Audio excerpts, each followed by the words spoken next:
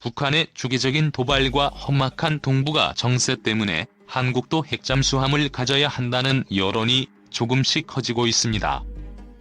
북한은 잠수함 발사 탄도미사일까지 테스트하고 있는 마당에 우리는 뭐하고 있냐는 그런 여론인데요. 그런데 핵잠수함이라는 게 정확히 어떤 물건일까요? 그거 하나 있으면 북한과 주변국을 벌벌 떨게 만들 수 있을까요? 핵잠수함을 보유하기 위한 전제 조건은 뭐가 있을까요? 그리고 보유하고 나면 어디다가 써먹을 수 있을까요? 1. 핵잠수함의 종류. 핵추진 잠수함에는 핵탑재 탄도미사일을 싣고 다니면서 핵전쟁 발발 시 보복 공격을 할 수 있는 전략원잠이 있고, 동력원만 핵추진이면서 재래식 무기로 무장. 적이 잠수함이나 군함을 공격하는 역할을 담당하는 공격원잠이 있습니다. 전략원잠을 가지겠다는 건 핵무장을 하겠다는 건데 사실상 불가능하죠. 우리나라가 가질 수 있는 건 공격원잠뿐입니다. 2. 용도는? 핵잠수함 중 공격원잠을 갖게 되면 우리는 그걸 어디다가 써야 할까요? 북한이나 주변국의 탄도미사일 발사 잠수함을 추적하다가 유사시 격침시키는 것이 아마도 제일 중요한 임무가 되겠죠. 재래식 잠수함은 주기적으로 수면으로 나와야 하는 한계가 있어 장기간 추적 임무에 부적절하지만 원잠은 그런 거 없이 계속 물속에서 작전을 할 수 있으니까요. 그리고 추가로 순항미사일을 탑재해서 지상 목표물을 타격할 수 있는 능력도 갖추면 좋겠지만 핵미사일도 아닌 거 몇 발 되지도 않는데 타격 효과는 미미할 것 같네요. 3. 몇 대가 필요할까? 작전하고 정비하고 대기하는 걸 감안하면 최소 3대는 있어야 돌아가며 임무 수행이 가능할 것 같습니다. 동해 서해로 나누어 임무를 수행하려면 6대는 있어야 할 것 같은데 예산의 압박 때문에 아마 안 되겠죠. 세척 장만하는 것도 기나긴 세월이 걸릴 것 같군요. 4. 예상되는 난관은? 핵잠수함을 보유한다는 것은 쉬운 일이 아닙니다. 무수히 많은 난관이 앞을 가로막고 있지요. 당장 예산부터가 문제입니다. 안 그래도 해군 예산이 빡빡한데 그 비싼 원잠을 3척이나 도입하려면 아마 가랑이가 찢어지겠지요. 그리고 기술도 문제가 되는데 우리나라는 재래식 잠수함은 많이 만들어 봤지만 아직 원잠은 한 번도 건조해본 적이 없습니다. 만약 실제로 건조를 하게 된다면 첫 함은 망작이 될 가능성이 농후하죠. 거기다가 원잠 운영 시 필요한 연료는 어떻게 확보를 할지 등등 풀어나가야 할 문제가 산적해 있습니다. 그럼에도 불구하고 우리나라는 원잠을 갖기 위한 노력을 게을리하지 말아야 합니다. 처음 재래식 잠수함 건조를 하고 운영을 할 때도 아마 문제가 많았을 것입니다. 하지만 지금은 건조 경험과 운영 경험이 쌓이면서 많은 노하우를 쌓고 잘 운영을 하고 있죠.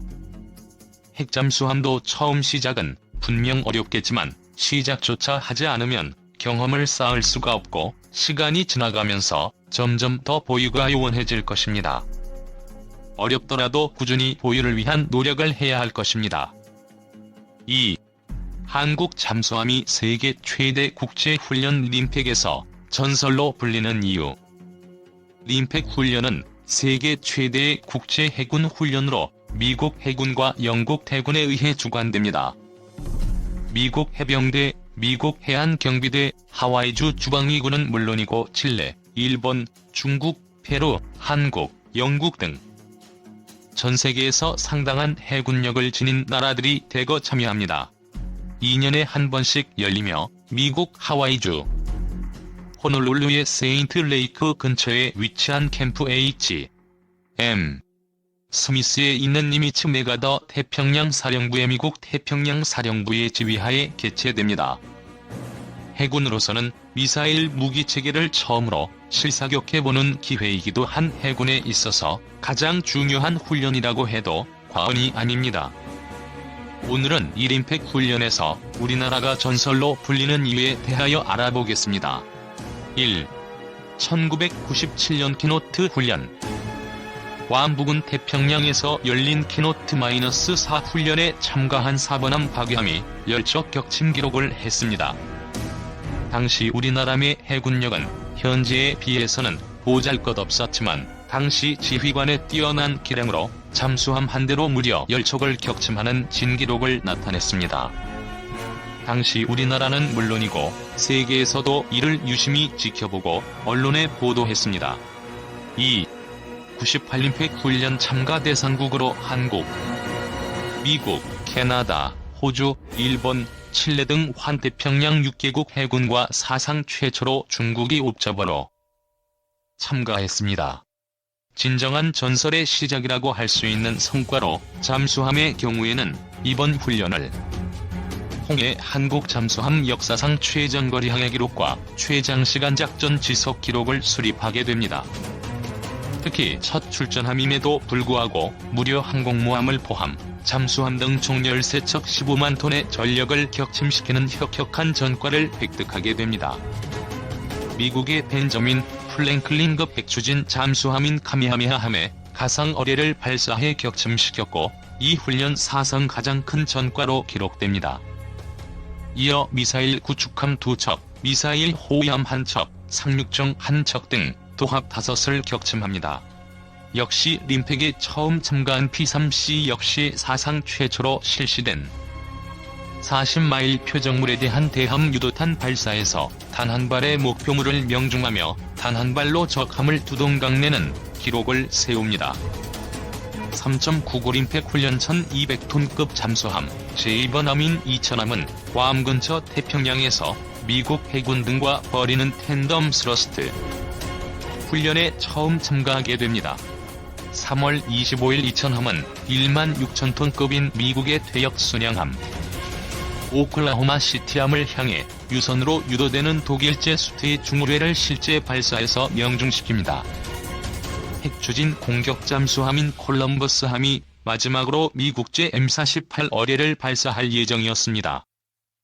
어뢰를 맞는 순간부터 기울기 시작한 오클라호마 시티함은 23분 만에 함체가 두동강 나며 깊고 깊은 서태평양으로 빨려 들어가게 됩니다. 그 바람에 이천함이 실패하면 뭔가 보여주려고 준비하던 다른 나라의 콜럼버스함이 입맛을 다셨다는 후문. 이 소식이 전해지자 이천함은 미군 기관지 성조지에 원샷, 원힛, 원킬이라며 극찬함. 4. 2001올림픽 훈련 한국 대군은 9척의 잠수함을 갖고 있지만 지금까지 단 한 번도 잠대함 미사일을 실제 사격해 본 적이 없었고 도상으로만 연습해오던 한계를 2001올림픽 훈련에서 드디어 극복한 훈련입니다. 오후 3시 30분 이번 훈련에서 다국 적군으로 편성된 미 해군 3함대 소속 이지스 순양함인 포트로열 함과 같은 미 3함대 소속의 호위함인 잉그레엄함 그리고 한국 림팩 함대의 기함인 한국형 구축함 양만춘함이 함포 사격에 들어갔습니다. 먼저 순서에 따라 포트로열함의 함포가 불을 뿜었고 양만춘함으로부터 1600여 미터 전방에 위치한 포트로열함의 함수갑판에서 검은 연기가 보이고 그로부터 5초 후쯤 함포 발사 포성이 들렸습니다. 하지만 꽤 오랜 시간이 지났는데도 목표물에 포탄이 명중했다는 징후가 나타나지 않았습니다. 세계 최강을 자랑하는 미 순양함이 쏜 첫 번째 포탄은 목표물을 훨씬 뛰어넘어 바닷속으로 사라졌고 이윽고 두 번째 포성이 울렸으나 이번에는 목표물에 훨씬 못 미친 곳에서 물기둥이 치솟았습니다. 그렇게 몇 차례의 오류를 반복한 끝에 겨우 포트로열함의 함포는 목표물 이곳저곳에서 검은 연기를 피어오르게 할 수 있었고 세계 최강을 자랑하는 미 해군으로서는 치욕스러운 사격술이었습니다. 다음 차례는 우리나라의 양만춘함이었습니다. 곧 함수갑판에 장착된 5인치 포가 불을 뿜었는데 포탄은 조금도 어긋나지 않고 목표물의 중앙부 현측 외판을 강타했고 그 순간 번쩍이는 섬광과 함께 화이트 플레인함에서 검은 연기가 피어 올랐습니다. 그 다음부터 주포는 아무런 주저함도 없이 그리고 숨 돌릴 겨를도 없이 배정된 20발의 포탄을 소나기처럼 퍼부었고 목표물에 어긋난 포탄은 단 한 발도 없었습니다.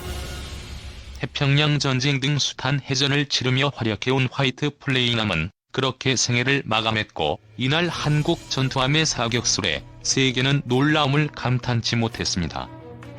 5. 2004 림팩 훈련 환태평양 군사훈련에 참가한 한국과 미국, 일본 등 7개 나라 군함들이 작전 해역으로 향하고 있었고 이어 우리 해군의 주력 구축 함인 충무공 이순신함과 을지문덕함에서 함포가 불을 뿜습니다. 6km가량 떨어진 표적 함정의 함교와 기관실을 정확하게 타격합니다. 문병옥 대령 해군 을지문덕 함정 함포는 함정 2척이 총 34발을 발사했는데 전 포탄이 100% 명중하여 미군으로부터 아주 훌륭한 사격술이라는 극찬을 받았습니다. 또한 장보고함은 미군의 존 스테니스 항모와 2척의 이지스 순양함, 구축함 등을 합쳐 30여 척을 박살내고 단 한 번도 탐지되지 않는 아득한 성과를 거둡니다.